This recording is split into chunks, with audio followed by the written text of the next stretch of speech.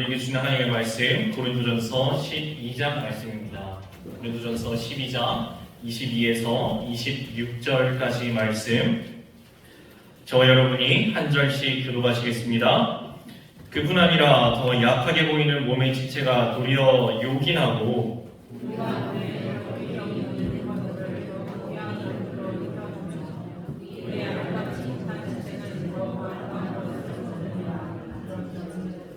우리의 아름다운 지체는 그럴 필요가 없느니라. 오직 하나님이 몸을 고르게 하여 부족한 지체에게 귀중함을 더하사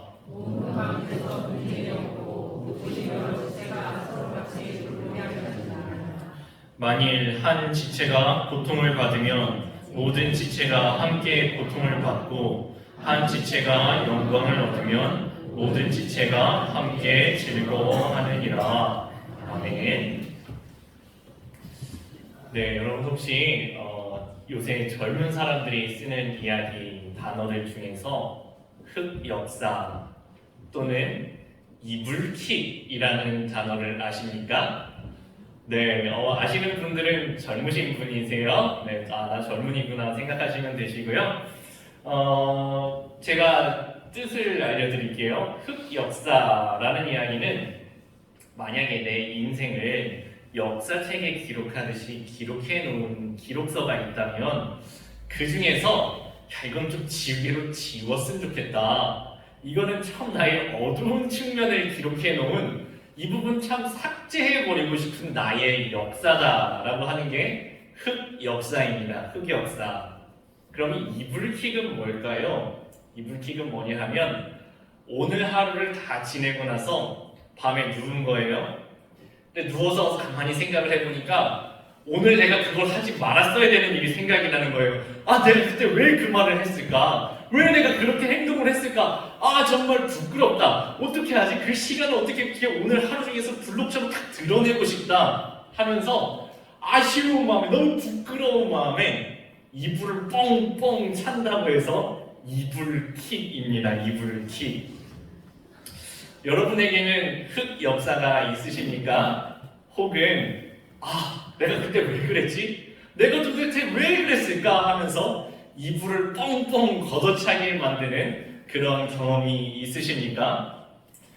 제가 이런 이야기를 시작하는 거 보니까 저한테는 있는 모양이죠? 네, 맞습니다. 저는 흑역사가 많습니다.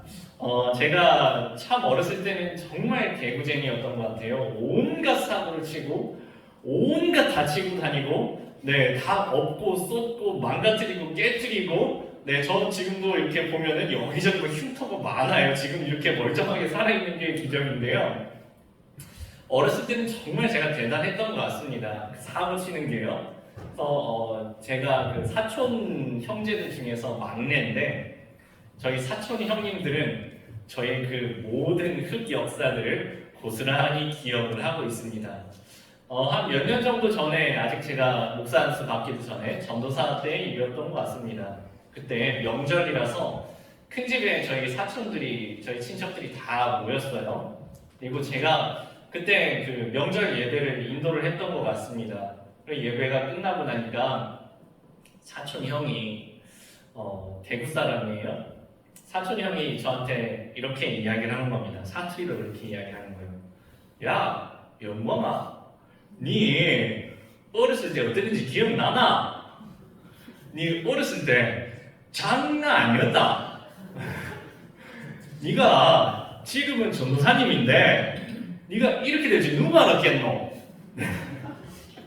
네, 제가 얼마나 어렸을 때 사고를 많이 쳤는지, 얼마나 개구쟁이였는지 저희 흑역사를 알고 싶으시면 저희 사촌 형들에게 말해주면 낱낱이 증명해 주실 겁니다. 그런데 성경을 읽어보면 이 흑역사가 저한테만 있는 게 아니었더라고요. 오늘 말씀 고린도전서는 바울이 기록한 책이죠.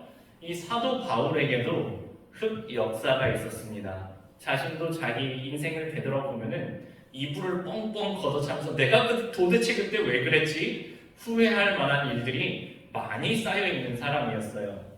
바울의 흑역사는 다른 게 아니라 교회를 박해한 것이었습니다. 교회를 박해하면서 심심해서 그랬던 것도 아니고 내가 저 사람들이 어떻게 뭐 악감정을 특별히 품어서가 아니라 저 교회 다니는 예수를 믿는 사람들을 잡아 가두고 잡아 없애버리는 것이 그것이 올바른 일이라고 스스로 믿고 신념을 가지고 그렇게 했습니다. 오늘날 법학 용어로는 이런 걸 보고 확신범이라 그래요. 내가 하는 것이 사회를 위한 정의를 위하여서 올바른 일이라고 생각하고 사람을 잡아 죽이는 일을 했었던 것입니다.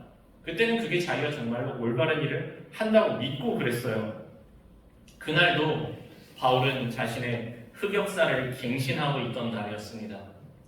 저 다메섹에 있는 그리스도인들을 잡아 죽이기 위해서 예루살렘에서 대제사장에게 저 그리스도인들을 체포하라는 공문을 받아가지고 다메섹으로 가고 있었던 길이었습니다. 그런데 예수님께서 직접 찾아오신 겁니다. 이 바울을요.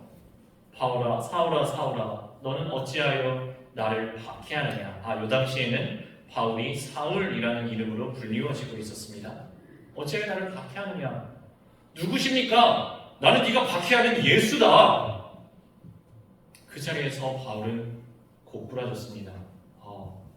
예수가 허구인 줄 알았는데, 잡아 죽여서 이젠 끝난 줄 알았는데 그분이 사망 권세를 이기시고 진짜로 부활하셨어? 저 예수쟁이들이 믿던 그 말이 거짓말이 아니라 진실이었어? 진리였어? 그분이 지금도 살아계시고 나에게 찾아오셔서 주님의 말씀을 전해주신다고? 그게 맞는 이야기였어? 자신을 찾아온 주님 앞에서, 예수 그리스도 지금도 살아계신 예수님 앞에서 바울은 회심하게 됩니다. 그 바울에게 하나님께서 선지자 아나니아를 보내시죠. 아나니아에게 바울이 세례를 받고 완전하게 그리스도인으로 회심하게 됩니다. 180도 사람이 바뀐 거예요. 그런데 바울은 자기가 변했어요. 아나니아는 자기가 세례 줬으니까 알았을 거예요. 그런데 바울이 변했다는, 이 회개했다는, 회심했다는 사실을 교회 사람들은 믿어줬을까요? 믿어줬을까요? 못 믿었습니다. 그 사람들이 완고해서 그런 게 아니에요. 생각해보세요.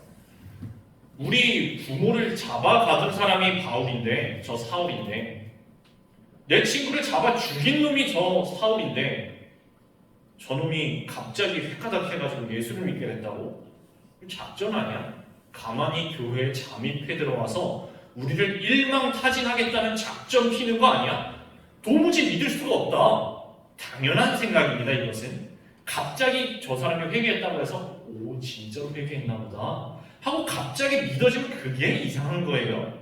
교회에서 사람들이 아무도 믿어주지 않는 것입니다. 믿어주지 않으니까 당연히 바울 곁에, 회심했다고 하는 바울 곁에 오려고 하지도 않고, 말을 섞으려고 하지 않고, 같이 밥 먹으려고 하지 않고, 같이 친교를 쌓고 싶지 않습니다. 오늘 내가 친해졌다, 내일 이 사람이 나를 붙잡아 갈 수도 있으니까요. 근데 누구 한 명이 손을 딱 듭니다. 저 바울, 내가 보니까 진짜 회심한 거 맞습니다. 그걸 어떻게 믿습니까? 제가 보증하겠습니다. 제가 보증서겠습니다. 이 사람 우리 교회의 공동체 일원으로, 한 명의 그리스도인으로 우리 공동체에서 받아주십시다 하고 신원 보증한 사람 이름이 바로 바나바입니다. 바나바. 사실 정확하게 이야기하면 바나바가 이름이 아니고 별명이에요. 바나바는 위로의 아들 또는 권고하며 위로하는 사람, 온유했었던 이 바나바는 권고하고 위로하는 그 별명을 가지고 있었던 이 사람이 신원 보증을 해서 바울이 교회의 일원으로 받아들여집니다.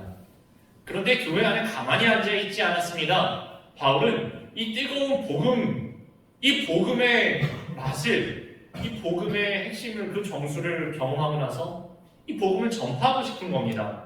그래서 바울이 이제는 간신히 교회에 자리 잡나 싶었더니 바로 나는 선교하러 나가겠습니다. 난 전도하러 나가겠습니다.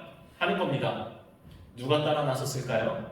신원 보증했던 바나바가 따라 나섭니다.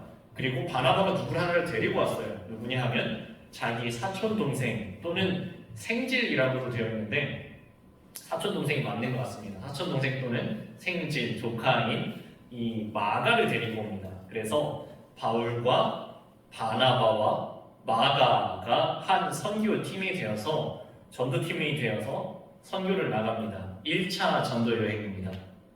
안디옥에서 출발해서 키프로스를 거쳐서 두브로를 거쳐서 버가에서 험준한 타우루스 산맥이라는 산맥을 앞에 두고서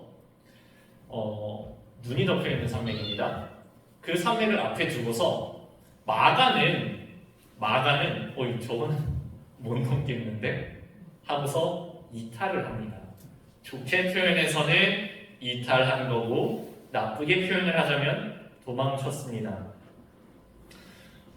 바울은 성격이 우리 성경을 읽어보면은 대단히 목적 지향적인 사람입니다. 내가 이것이 옳다고 믿으면 죽어도 그게 맞는 거예요. 그리고 한번 하기로 했으면 목숨 걸고 그거를 완수를 해야 되는 사람이에요. 그게 만약에 저 그리스도인들을 잡아 죽이는 게 만약에 목적으로 잡혔으면은 목숨 걸고 그걸 하는 거예요. 그리고 만약 지금 내가 복음 전하기로 마음을 먹었으면 목숨 걸고 돌격 앞으로 하는 게 바울의 성격입니다. 바울은 저 산맥을 앞에 두고서 이 팀에서 갑자기 이탈해버린 마가가 이해가 되지 않는 거. 도대체 어떻게 저럴 수가 있지? 아니 복음 전하는 건 쉬울 줄 알았어? 오를 줄 모르고 출발했어? 아니 우리 팀이 딱 있는데 팀에서 갑자기 빠져나가면 우리는 어떡하라고? 저거 못 써먹겠네. 바울은 마음에 앙금이 남았습니다. 그래도 어찌저찌 하나님의 은혜 가운데 1차 전도 여행이 1차 선교 여행이 잘 마무리가 되어서 처음에 출발했었던 안디옥으로 되돌아옵니다. 바울은 한 번으로 만족하지 않습니다. 또 나가야지. 그래서 두 번째 2차 전도 여행을 계획하고 다시 팀을 꾸립니다. 또 누구랑 같이 가려고 했을까요? 바나바랑 같이 가려고 합니다. 근데 바나바는 또 누구랑 같이 가려고 했을까요? 자기 사촌 동생인 마가를 또 데리고 가려고 하는 겁니다. 바나바도 이 마가가 부족한 거 알죠. 근데 바나바는 온유한 사람이라고 했죠. 번고하고 위로하는 사람, 위로해야 될 바나바. 그래, 너도 그때 얼마나 힘들었겠니? 그래, 마음고생 많았다. 이번에 그래도 같이 한번 가보자. 그래, 처음부터 잘한 사람이 어딨어. 같이 한번 가면서 우리가 같이 가면서 내가 잘 가르쳐줄게, 잘 다독여주고 이끌어줄게. 가면서 배워보자, 하면서 배워보자. 바나바는 다독여서 마가를 데리고 가려고 하는 것입니다.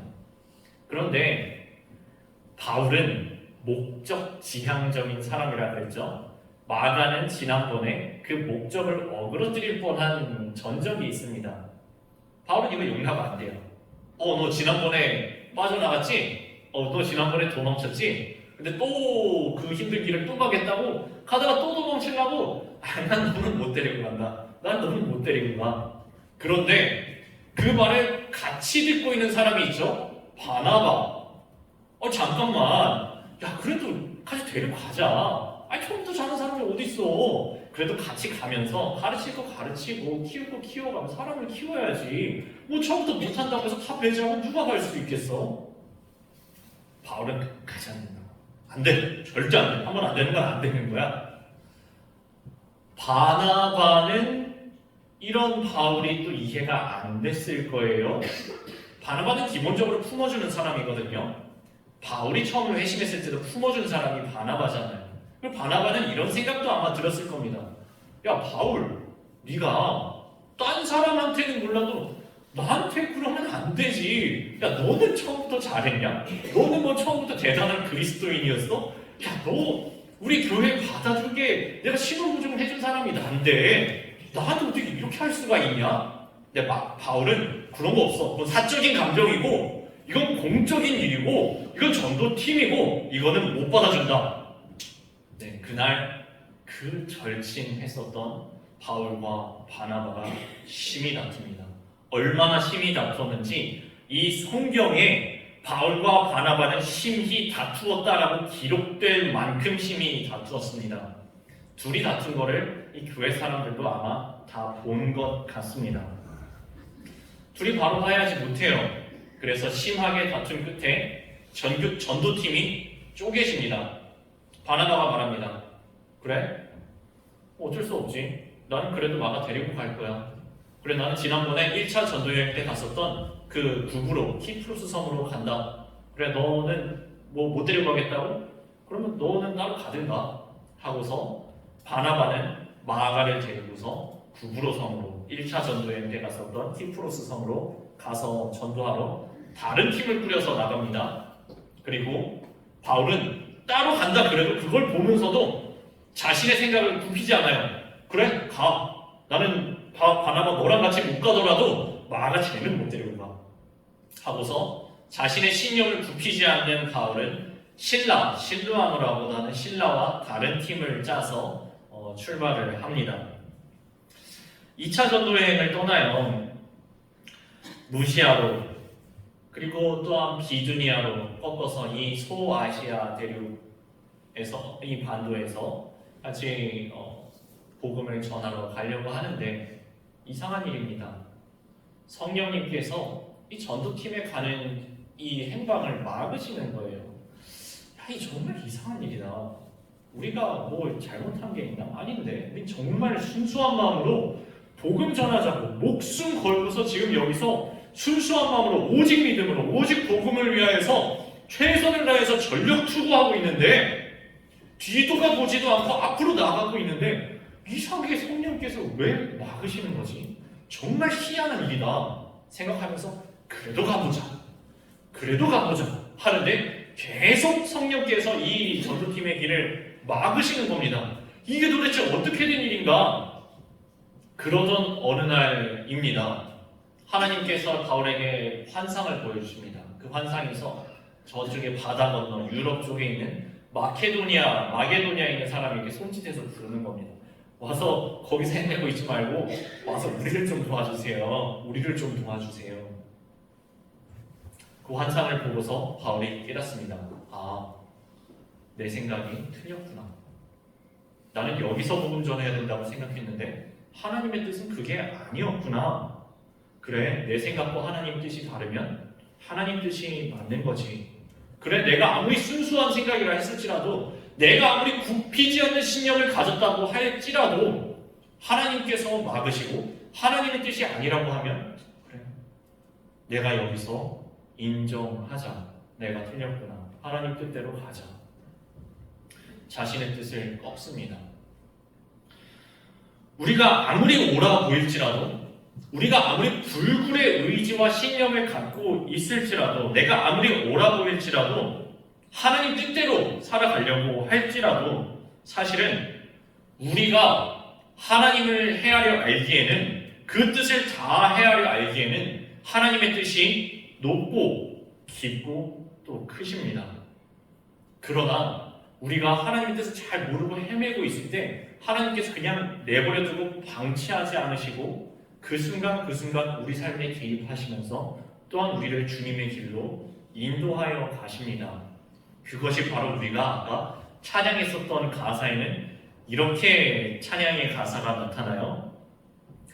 날 부르신 뜻 내 생각보다 크고 날 향한 계획 나의 지혜로 증량 못하나 가장 좋은 길로 가장 완전한 길로 오늘도 날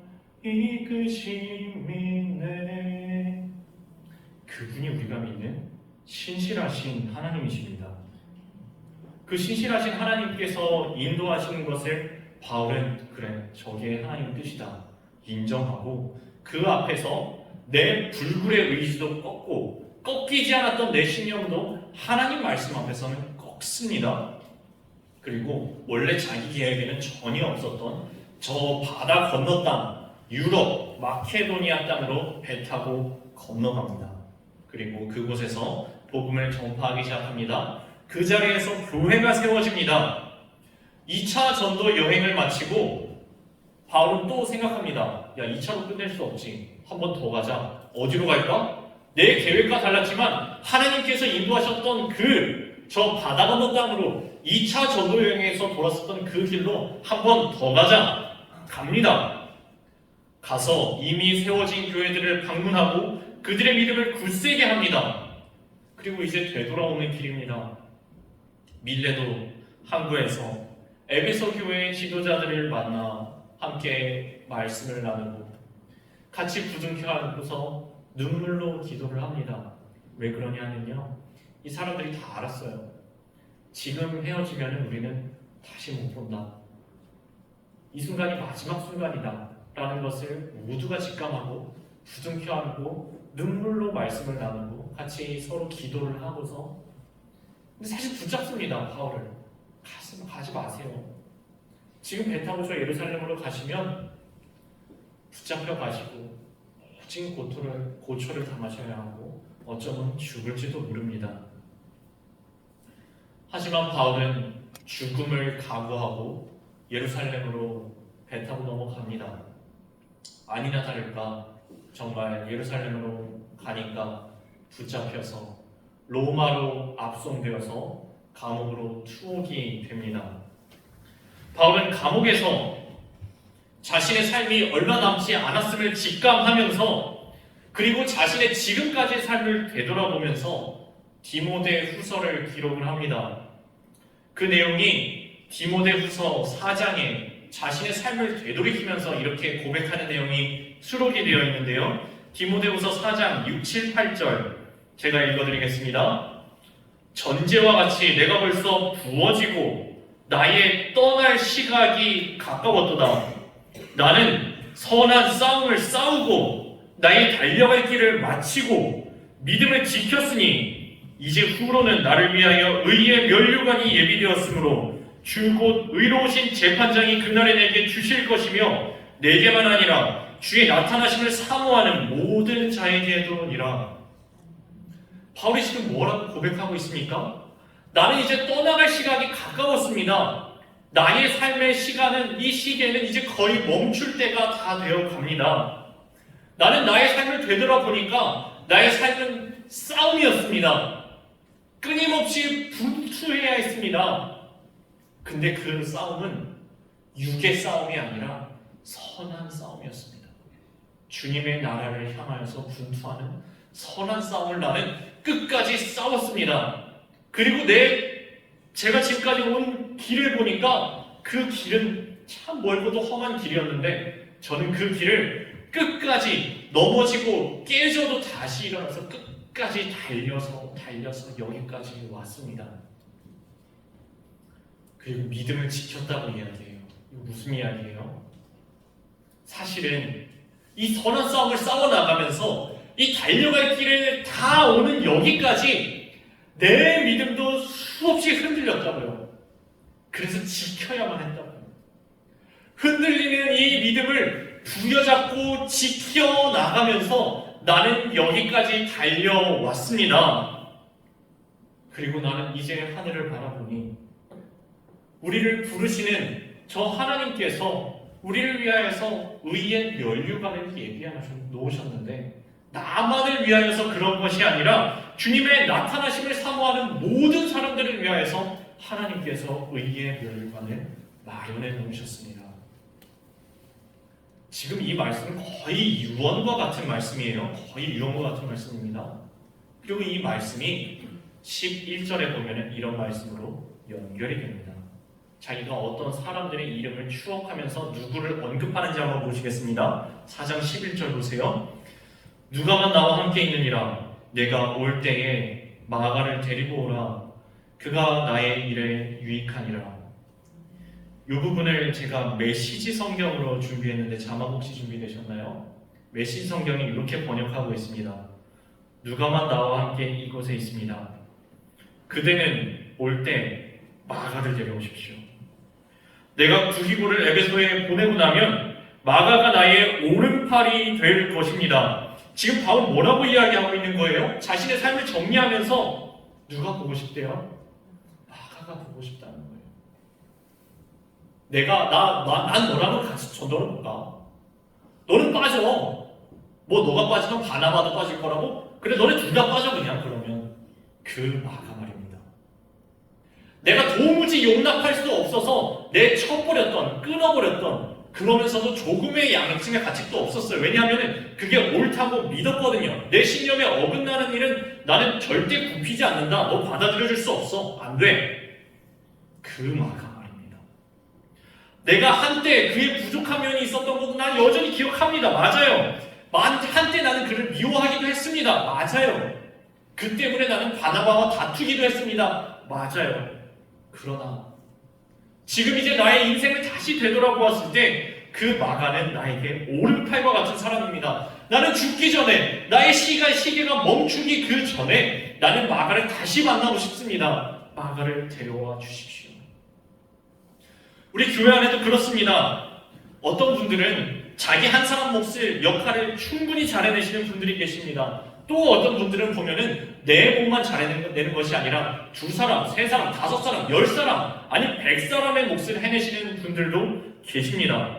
또 반대로 마치 저 타우로스 산맥 앞에 섰던 마가가 그랬던 것처럼 자기 한 사람의 몫조차도 제대로 해내지 못하고 어쩌면 주변 사람들에게 민폐만 끼치는 것처럼 보이는 사람도, 세상의 눈으로 봤을 때는 그렇게 보이는 사람도 교회 안에 보면 있습니다.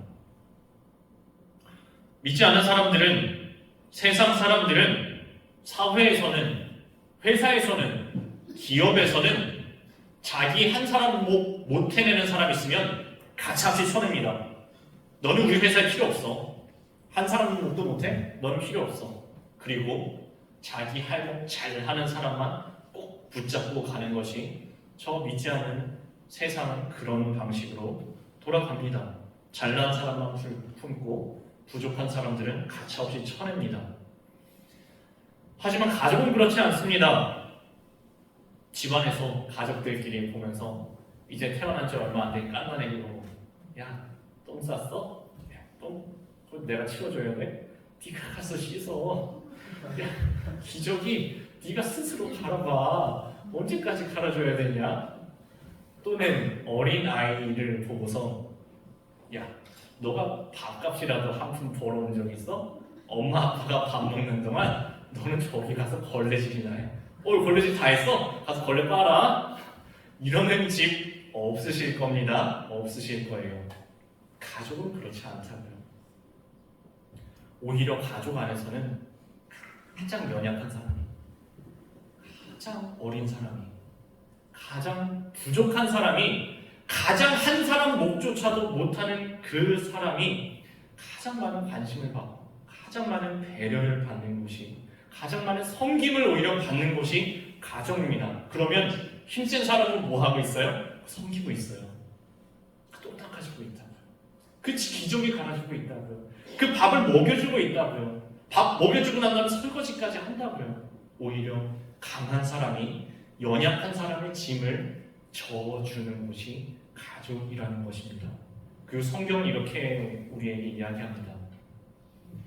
우리 예수 그리스도의 십자가 희생의 사랑 안에서 하나님의 자녀 된 우리들은 주 안에서 한 가족입니다. 라고 우리에게 말씀하고 있습니다. 우리 어떻습니까? 누가 처음부터 그렇게 잘났습니까? 누가 처음부터 한 사람 몫을 하고 2사람 몫을 하고 3사람 몫을 했습니까? 누가 내가 먼저 알아서 예수 믿었고, 누가 알아서 신앙생활을 시작했고, 누가 알아서 예수 그리스도를 닮은 모습을 처음부터 보여주었습니까? 혹시 우리도 개구리 올챙이적 시절 잊어버리는 것처럼 내가 부족했던 시절은, 아니 지금도 여전히 내가 숨기고 있는 부족한 부분은 다 잊어버리고 남의 작은 부족함도 조금도 용납하지 못하고 칼 같은 기준을 들이대고 있지는 않으십니까? 우리 공동체는 낮은 모습을 품어주는 공동체입니까?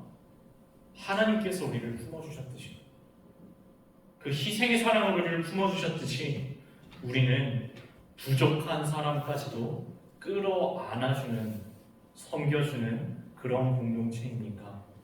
오늘 본문인 고린도전서 12장은 우리에게 이렇게 교훈하고 있습니다. 조금 긴 말씀, 아까 읽었던 말씀인데요. 제가 한 번 더 읽어드릴게요. 그뿐 아니라 더 약하게 보이는 몸의 지체가 도리어 요긴하고 우리가 몸에 덜 귀히 여기는 그것들을 더욱 귀한 것들로 입혀주며 우리의 아름답지 못한 지체는 더욱 아름다운 것을 얻느니라. 그런즉 우리의 아름다운 지체는 그럴 필요가 없느니라. 오직 하나님의 몸을 고르게 하여 부족한 지체에게 귀중함을 더하사 몸 가운데 분쟁이 없고 오직 여러 지체가 서로 같이 돌보게 하셨느니라. 만일 한 지체가 고통을 받으면 모든 지체가 함께 고통을 받고 한 지체가 영광을 얻으면 모든 지체가 함께 즐거워하느니라. 우리 남인천 공동체 주님 안의 한 가족입니다. 가족은 이렇게 살아야 합니다.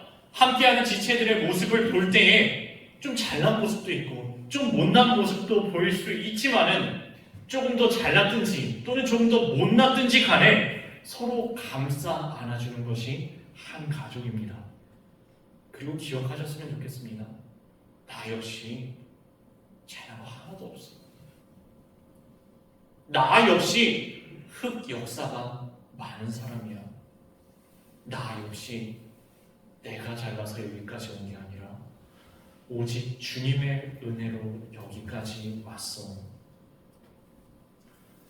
그러니 우리도 그 사랑으로, 우리가 받은 그 사랑으로, 우리가 받은 그 은혜로 형제와 자매들을 서로 끌어안아주는 따뜻한 남인천 공동체 다 되시기를 주님의 이름으로 축원드립니다. 찬양단 앞에 나오셨으면 좋겠습니다. 함께 마지막 찬양 기대 찬양했으면 좋겠습니다. 가사의 내용이 이래요. 주님 안에 우리는 하나입니다. 비록 모습은 다르지만 우리 안에 살아계신, 우리를 주의 자녀 삼으신 예수님 한 분 바라보며 이 자리에 섰습니다. 서로 부족한 점 많이 있지만 그럼에도 불구하고 서로를 격려하며 따스함으로 서로 보듬어 가십시다. 우리 안에 주님께서 함께 하시니 형제 자매 간에 울 때 함께 울어주고 웃을 때 함께 웃어주고 우리 안에 거하시는 주님의 모습을 바라보시기 바랍니다. 우리를 주의 자녀 삼으신 주님의 계획대로 우리 삶을 통하여서 하나님께 영광 돌리는 그런 신앙의 공동체, 따뜻한 한 가족, 남인천 가족 되게 하여 주시옵소서. 진심을 담아서 함께 이렇게 찬양하겠습니다.